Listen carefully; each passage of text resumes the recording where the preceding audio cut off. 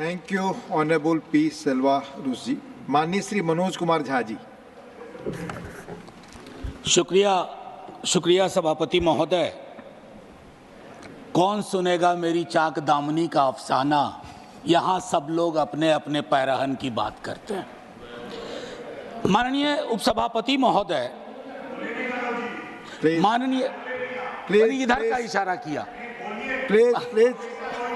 Please.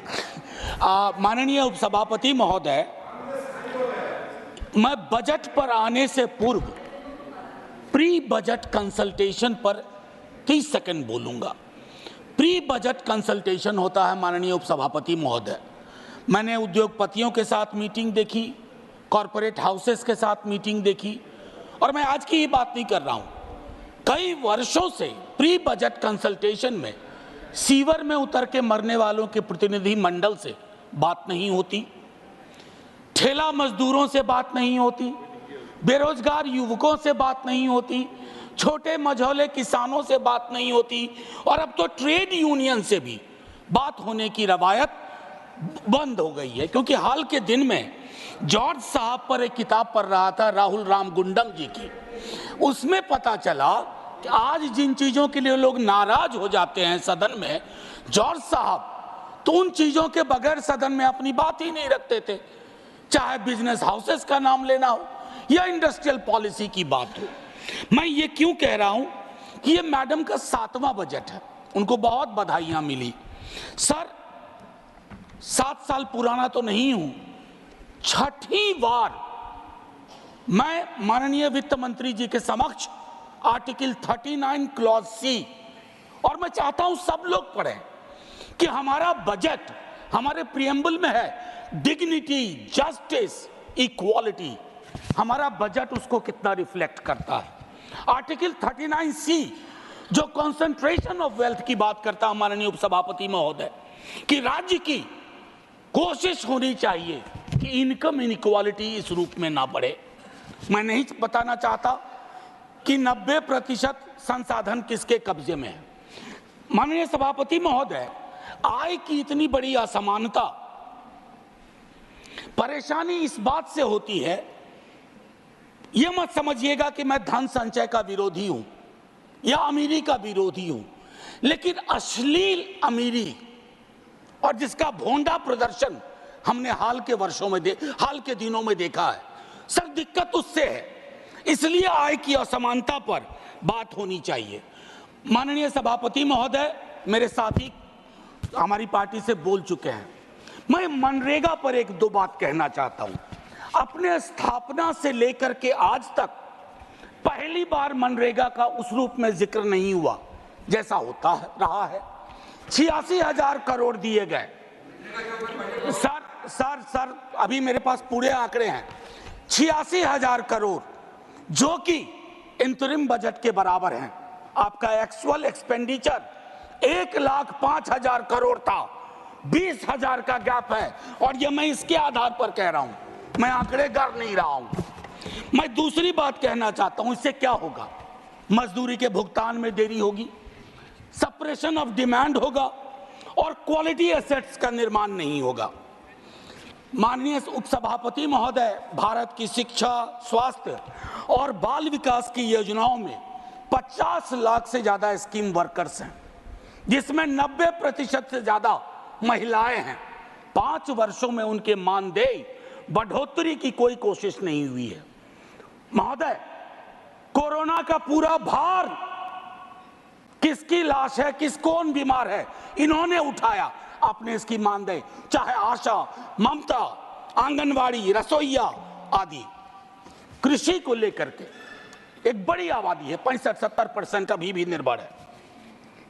खेतीहर मजदूर, छोटे मझौले किसानों, उनकी दिक्कतें अलग हैं। माननीय उपसभापति महोदय, कृषि के आउटपुट का आंकड़ा भी सवालों के घेरे में है, लेकिन सवाल लेंगे नहीं। Legal guarantee to MSP, what stops you? Please, मैं चाहता हूं इन चीजों पर खुल के बात हो। सर, 24 के मैंडेट की एक खास बात है, मैं पहले कह चुका हूं, दोनों पक्षों के लिए एक संदेश, हमारे लिए संदेश है what you have done is not enough, और उनके लिए संदेश है एक्नॉलेज करो दिक्कत कहां है। एक्नॉलेजमेंट है इस बजट में सर, मैं इनकार नहीं करता हूं, एक्नॉलेजमेंट है। प्राथमिकताओं की बात होती है। कहा गया 4 जातियां हैं सिर्फ, कृषक, युवा, महिला, अन्नदाता, 4। सर ये सोशियोलॉजिकल एंथ्रोपोलॉजिकल इंस्ट्रूमेंट का बेजा इस्तेमाल है।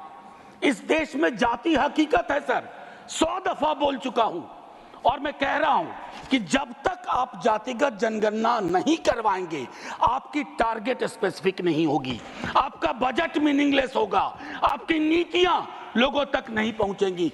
सर पे हाथ रखने से, आंख पर हाथ रख लेने से हकीकत नहीं बदलती है सर। और I must tell you, idea which has arrived, you cannot kill that idea. Caste census is that idea. Sir बेरोजगारी को लेकर के तकरीबन 27-28 करोड़ का बैकलॉग है सर, और बेरोजगारी की कहानी अद्भुत है।